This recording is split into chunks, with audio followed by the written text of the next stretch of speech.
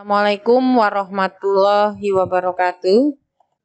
Anak-anak, kita belajar kembali di sini melanjutkan sistem reproduksi manusia. Kali ini part yang keempat, yaitu konsep yang terakhir. Sebelum Ibu lanjutkan, mudah-mudahan di bulan yang berkah ini, yang mana Indonesia sedang berulang tahun dan berada di bulan Muharram. Hari ini tanggal 9 Muharram, besok 9 Muharram. Bagi kalian yang ingin berpuasa sunnah dipersilahkan. Semoga menambah keimanan dan ketakwaan kita kepada Allah Subhanahu wa Ta'ala.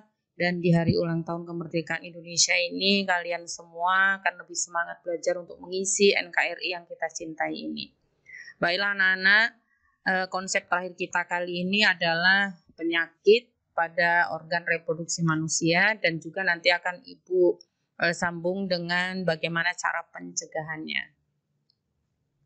Jadi beberapa penyakit pada organ reproduksi manusia pada pria dan wanita kali ini diantaranya akan kita bahas. Yang pertama adalah AIDS atau HIV, yang kedua gonore, kemudian yang ketiga sifilis, yang keempat adalah herpes dan keputihan. Yang berikutnya adalah epididymitis. Oke, kita bahas satu persatu anak-anak, yaitu AIDS atau HIV. Oke. AIDS atau HIV ini adalah penyakit yang disebabkan oleh virus yang namanya virus HIV ini. Jadi virus ini menyerang sistem kekebalan tubuh manusia. Kemudian ciri-ciri dari penyakit tersebut, yang pertama, ini pada fase awal 5-7 hari ini terlihat seperti orang normal. Jadi seperti orang tidak sakit. Kemudian yang berikutnya, kekebalan tubuh akan semakin menurun. Nah, setelah kekebalan tubuh menurun, maka akan timbul penyakit lain karena lemahnya sistem imun tubuh kita. Jadi kalau imun, kekebalan di tubuh kita itu melemah, maka penyakit pun akan mudah masuk ke dalam tubuh kita. Ini contohnya manusia yang sudah terserang penyakit HIV. Nah, penyebaran penyakit tersebut itu disebabkan karena pergaulan bebas. Nah, dari sini kita juga sudah tahu bagaimana agama kita melarang tentang pergaulan bebas. Bahkan ini adalah diharamkan.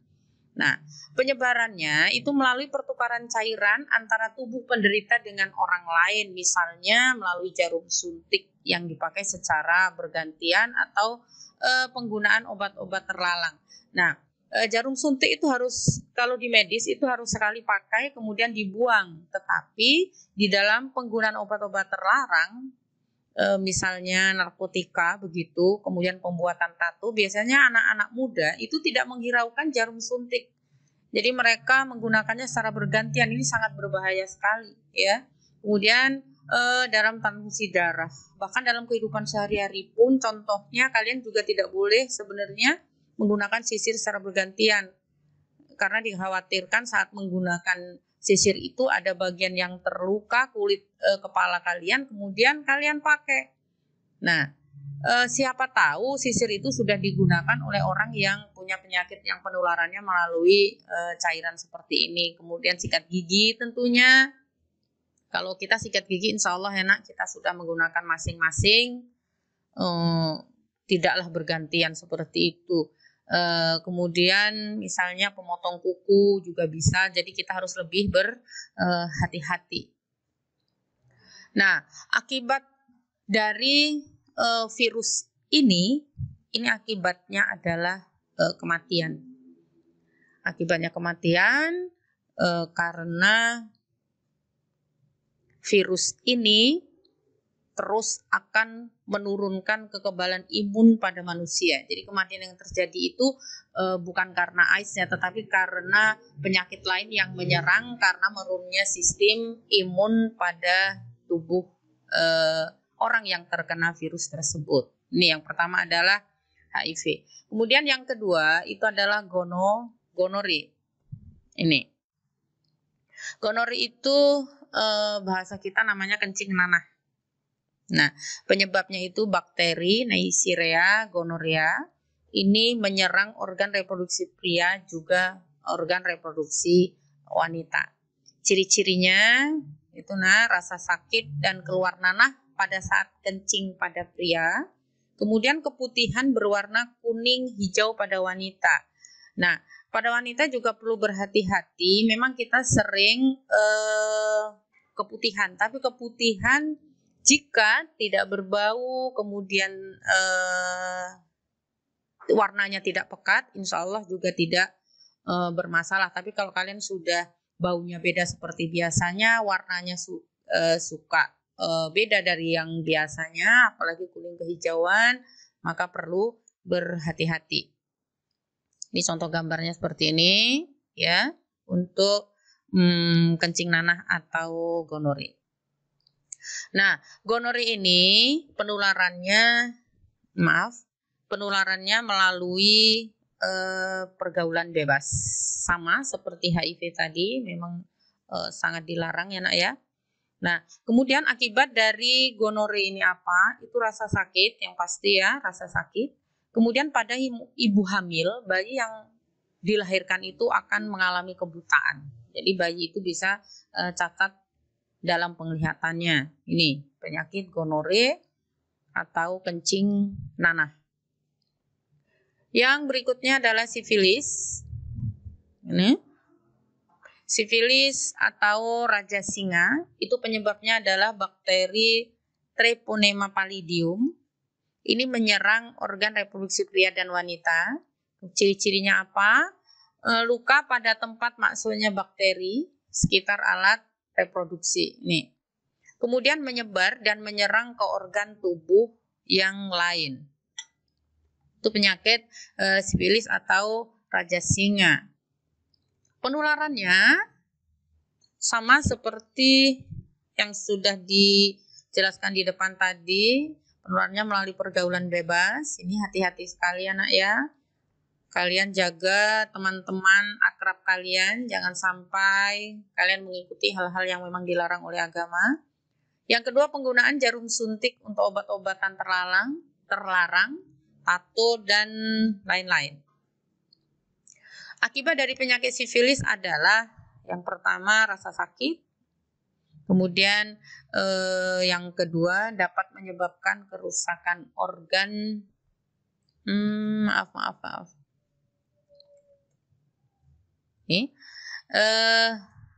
Sebentar. Nah, akibat dari penyakit sifilis itu rasa sakit dan dapat menyebabkan kerusakan pada organ di dalam tubuh kita.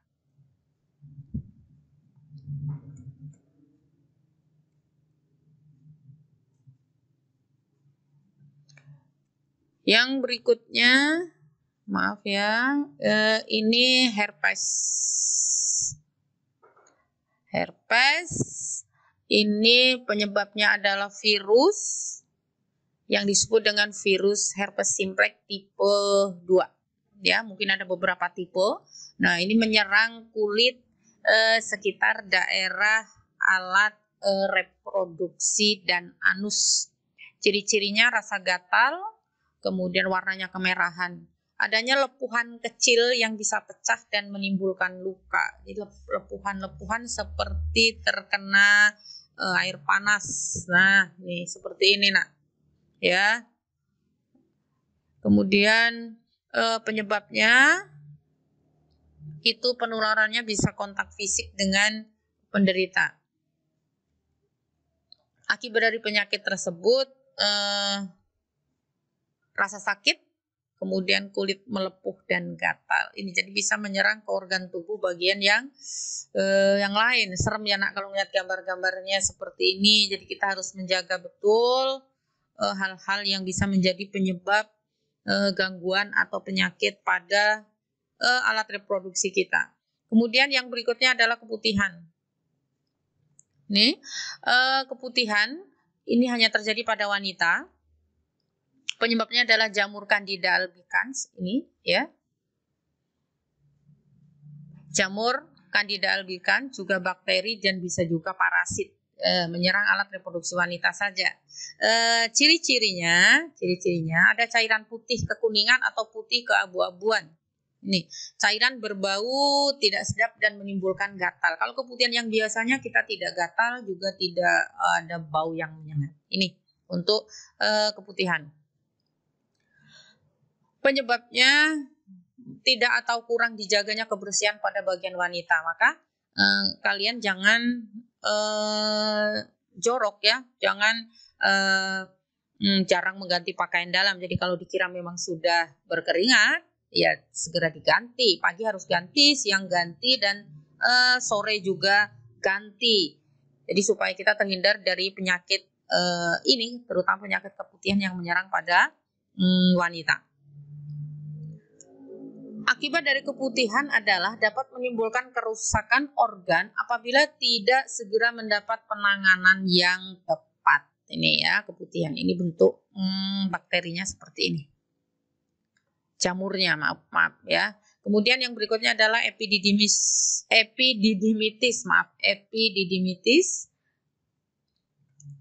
Ini adalah penyakit yang terjadi hanya pada pria ya. Penyebabnya bisa iritasi karena zat kimia, komplikasi prostatektomi, kemudian infeksi oleh mikroorganisme. Nah, organ yang diserang ini adalah saluran epididymis pada organ reproduksi pria. Apa sih komplikasi prostatektomi? Oke, lihat di sini. Jadi komplikasi prostatektomi itu adalah pengangkatan kelenjar prostat. Sudah kita bahas yang lalu ya. Prostat itu ada, kelenjar prostat itu ada di mana akibat kanker prostat atau penyakit pembesaran prostat yang jinak. Nah, ini adalah contohnya kelenjar prostat ini sedang diangkat atau dioperasi begitu. Nah, ini juga bisa menyebabkan komplikasi ya, akhirnya menimbulkan penyakit yang kita sebut tadi yaitu prostatektomi itulah ya. Ini jadi organ yang diserang tadi sudah yaitu saluran epididymis dan organ reproduksi pria. Oke, nih epididymis ya, nih sudah kita bahas, pasti kalian sudah paham lah. Oke. Yang tadi ya. Oke. Kemudian ciri-cirinya nyeri dan pembekakan pada skrotum. Ayo, sudah tahu kan skrotum bagian yang mana dan fungsinya untuk apa, Nak? Ya, skrotum. Kemudian keluarnya nanah pada uretra, tahu juga kan uretra saluran yang mana sudah kita bahas ya. Uretra itu saluran untuk mengeluarkan urin atau sperma.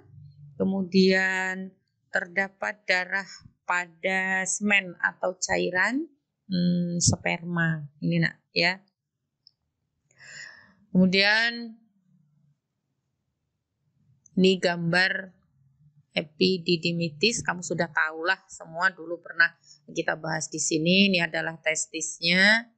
Nih, kemudian ini adalah epididymis. Nah, ini mengalami pembengkakan jadi seperti ini, ya. Nah, penularannya melalui pergaulan bebas, ya. Lagi-lagi pergaulan bebas memang itu adalah yang terbesar penyebab penyakit alat reproduksi pada manusia. Akibat dari penyakit epididymis, apa akibatnya? Peradangan pada epididymis, itu ya. Ini epididymis, Nak. Gambarnya sudah jelas di sini. Tadi bagian mana yang meradang, jadi sudah di gambar di depan tadi. Oke, sekarang kita lanjut ke cara pencegahan penyakit secara umum. Jadi bagaimana cara pencegahannya? Yaitu membersihkan alat kelamin bagian luar dengan air bersih. Khusus untuk wanita, bersihkan dari depan ke belakang. Jadi maksudnya mengarah ke anus. Jadi jangan dari belakang ke depan. Kalian juga kalau habis BAB juga membersihkannya, menyiramnya dari depan ke belakang. Ini kadang-kadang kita kurang tahu hal yang sepele, tapi kita kurang tahu. Yang kedua, menjaga alat kelamin agar selalu kering. Nih. Makanya kalau kalian sudah habis olahraga, merasa basah, segera ganti pakaian dalam. Jika lembab, maka akan menjadi tempat berkembang biaknya bakteri dan jamur. Benar sekali ya. Kemudian yang berikutnya, gunakan celana dalam berbahan katun dan lembut serta menyerap keringat. Nah, ini perlu perhatian kalian semua. Jadi kalau mau beli pakaian dalam, jangan asal beli, perhatikan harus yang menyerap keringat. Kemudian yang berikutnya, tidak boleh celana dalam itu terlalu ketat, ya, tidak ada sirkulasi pergantian udara di situ. Nah, ini ganti celana dalam itu 2-3 kali sehari, ya. Kalau memang kita sudah merasa risih karena basah, karena aktivitas yang tinggi, ya lebih dari 3 kali juga tidak apa-apa, itu ya nak ya. Yang berikutnya, ini merupakan hal yang masih tabu untuk kalian, bahkan mungkin rasanya kok diomong begitu ya, padahal ini penting. Potong rambut di sekitar organ reproduksi atau alat kelamin jika sudah panjang ya nak. Jadi ini kita disunahkan untuk memotong ini. Kalau wanita itu biasanya disarankan sebelum menstruasi harus dipotong, dipendekkan supaya apa? Supaya bersih saat kita membersihkannya. Kemudian juga pada laki-laki. Ini ya. Karena jika panjang maka akan menjadi sarang kuman. Benar sekali ya.